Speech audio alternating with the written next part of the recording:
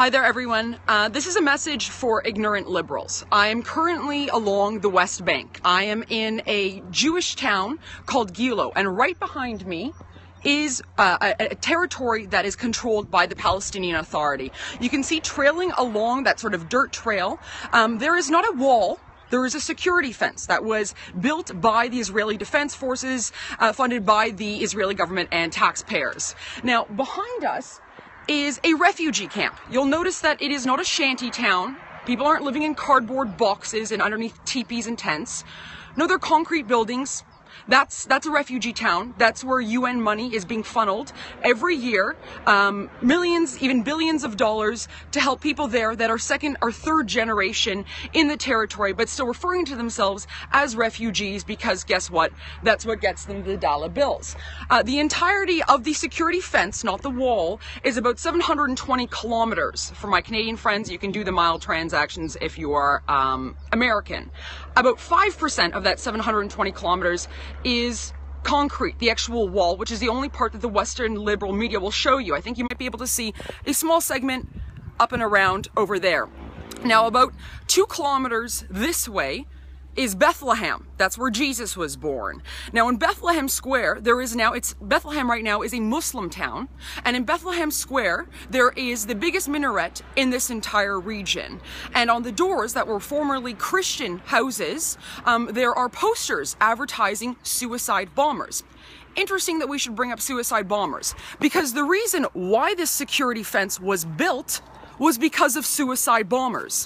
What happened was Palestinians who were traversing this kind of hilltop over here for work and illegal work in the Jewish towns, one day, 3 suicide bombers tried to traverse this hill. 2 of them got cold feet, but one of them managed to get on top. He came armed with a backpack full of explosives. He boarded a bus that had the majority of children on it. Did he blow up the bus? No. He waited for them to arrive at school. And when they did, that's when he detonated himself and his bombs, killing 19 Israeli children.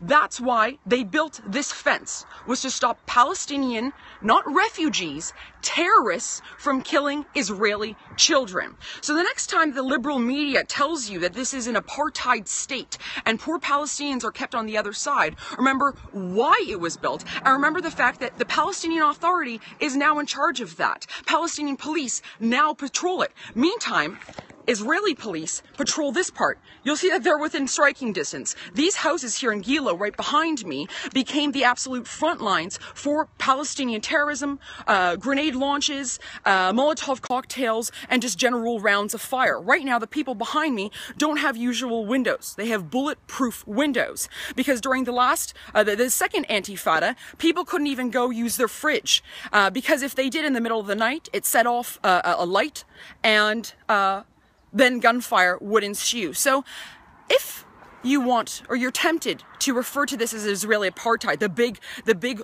border wall that the colonial Israelis erected, maybe you can consider this video next time. And hey, if you have friends who use the same liberal code words fed to them by the anti-Israel liberal media, maybe you could show them this video. Thanks very much, folks. For the rest of our updates, the rebel.media is on the ground here in Israel. You can go to rebelisrael.com. Thanks so much for tuning in, guys.